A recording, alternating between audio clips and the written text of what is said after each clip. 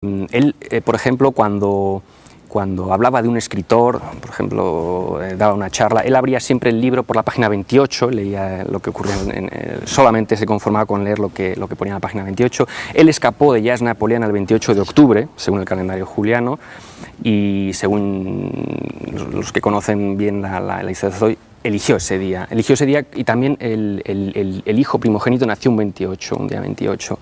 Era una cifra mágica para él. Él murió a los 82 años, que es 28 al revés. Él era una persona muy desinteresada por los hijos hasta que cumplían 5 años. Decía que había dos tipos de hombres: los cazadores, que no soportan a los niños, y los hombres que a los, decía los hombres que amaban a los bebés, y los cazadores, pues, que se desentendían, digamos, del niño hasta los 5 años. Él pertenecía a esta segunda categoría y lo demostraba. Y de todas maneras hay que decir que Tolstói tuvo siempre un gran amor por la pedagogía a los niños, creó unas escuelas donde les dio una contradicción eso, ¿no? Pero... Sí, no, yo creo que lo que le molestaba era el bebé, claro, el ruido del bebé. Llanto, exacto, y sobre todo teniendo en cuenta que nacieron 13 hijos, ¿no? Bueno, 14 y uno que se murió, sí, ¿no? Y bueno, pues... Pero el último lo concibió cuando ella tenía ya 44 años. Y para entonces Tolstói repudiaba las relaciones sexuales. Sí, eso es una de las contradicciones. Tolstói es el más ruso de los rusos, y como alma rusa es contradictorio, muy contradictorio. Esa es una de las grandes contradicciones. Él estaba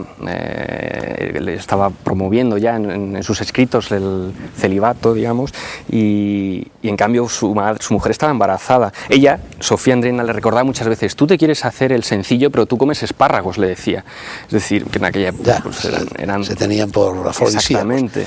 Pero ella llegó incluso a acusarlo de homosexualidad. Sí, porque con Cherkov, este brazo derecho que tenía. Y que él le había confesado que había tenido impulsos homosexuales una vez en su juventud, en un carro. Exactamente, ¿no? Con un joven así muy... bueno, ella lo sabía eso, entonces digamos, él no lo ocultó, él que lo contó en sus diarios, y Cherkov, que era el más cercano de sus discípulos, pues Sofía realmente llegó a desconfiar de él. Cogió un día una escopeta y le pegó un tiro al retrato que tenía Tolstói de Cherkov.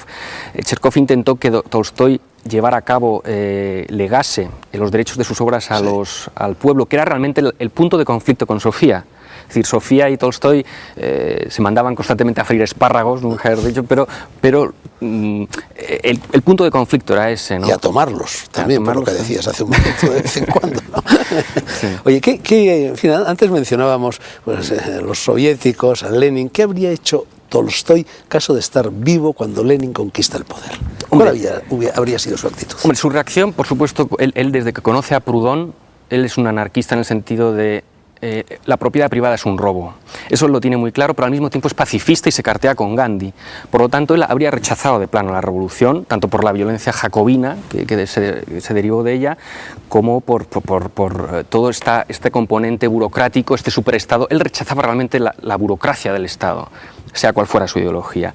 Pero hay que reconocer que Lenin escribió una carta que se llamaba Tolstói como espejo de la revolución, donde él decía que era el mejor escritor de toda la historia. Por supuesto, alababa su ataque al zar constante en cartas y al régimen de los zares, pero al mismo tiempo él le recriminaba su pasividad, es decir, su canto a la no intervención, a la no violencia. Entonces, yo creo que la pregunta sería si Tolstói habría sobrevivido a la revolución. Porque Gorki, recordemos que, según rumores bastante fundados, pudo ser envenenado. Según una de las leyendas que corren por Moscú, con las paredes las habrían empapelado con un veneno que él habría respirado y habría muerto de ese veneno. Entonces, si Gorki, que era uno de los estandartes del marxismo literario, ¿no? Fue liquidado por Stalin, ¿qué no habrían hecho con Tolstói? Bueno, ¿no? Has leído Iván el Terrible, la novela esta del inglés, ¿no? Sí. Que dice cosas espantosas, ¿no? ¿Cómo se llama el inglés? Que en estos momentos no está. Escribió Iván el Terrible, que es padre e hijo, que son escritores famosísimos. Bueno, se me ha ido el nombre ahora. Oye, Rusia actual. Completo olvido de los principios morales defendidos por Tolstói. Solo importa el dinero, la propiedad privada, el hedonismo más inmediato. ¿Se ha olvidado Tolstói como autoridad moral? El legado moral yo creo que se ha olvidado, por supuesto en Rusia. A Tolstói le habría espantado, yo creo que casi tanto como la revolución bolchevique, la revolución capitalista post-bolchevique, digamos.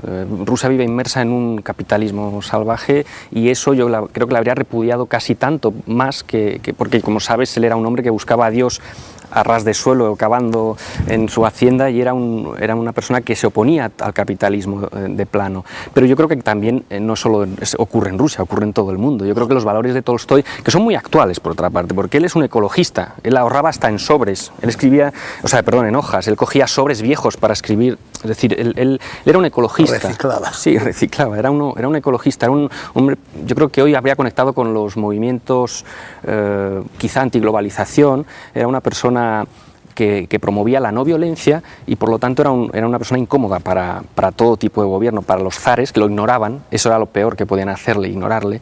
Y yo creo que hoy es muy actual. Yo creo que en este centenario vendría bien recordar que Tolstói sigue teniendo vigencia. No es, porque Tolstói, con esas apariencia que tiene, ¿no? de barbudo, de gnomo de 1,80 m, ¿no? Parece como que es un escritor antiguo, y yo creo que no hay novela más moderna que Ana Karenina, por ejemplo, ¿no? Quiero decir, yo creo que es un momento para reivindicar no solo su literatura, sino para reivindicar la preeminencia de sus valores morales. Yo creo que la crisis actual, por ejemplo, la crisis económica, él habría acusado de ser una crisis, habría dicho que es una crisis de valores, ¿no?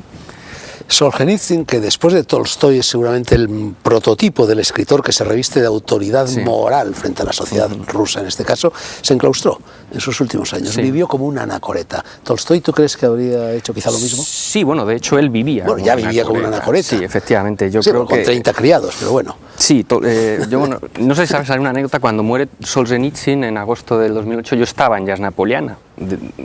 Para mí, siguiendo una ruta directamente opuesta a la que de Tolstói en su vida, yo huyo a Yasna Poliana de vez en cuando. Es un lugar fantástico para descansar, y ahí me sorprendió la muerte de Solzhenitsyn. Y había un campesino allí en Yasna Poliana vestido, porque allí siegan los campos todavía, le han revitalizado hasta tal punto de que siguen segando, hay campesinos, y van vestidos a lo Tolstói, con el jubón, con su guadaña. Entonces ese campesino sabía y había leído a Solzhenitsyn, ¿no?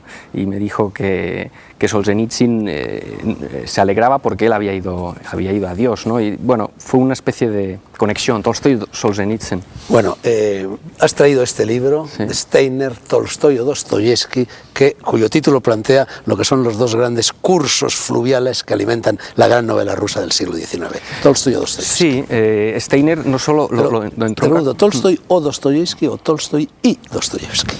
En Rusia es una pregunta, yo diría o. Yo creo que Steiner lo plantea bien porque esto es como ser, no sé, del Madrid o del Barça, ¿no? Creo que no se pueden ser de los dos, ¿no? La gente que es de Dostoyevsky, yo creo que muchísimos rusos prefieren a Dostoyevsky por lo que tiene de oscuro, por lo que tiene de místico, son de Dostoyevsky y no admiten otra lectura, ¿no? Pero hablando de Steiner, él lo que viene a plantear es que Tolstói es el seguidor, el continuador de la épica homérica, ¿no? Y mientras que Dostoyevsky sería el continuador de la tragedia, ¿no?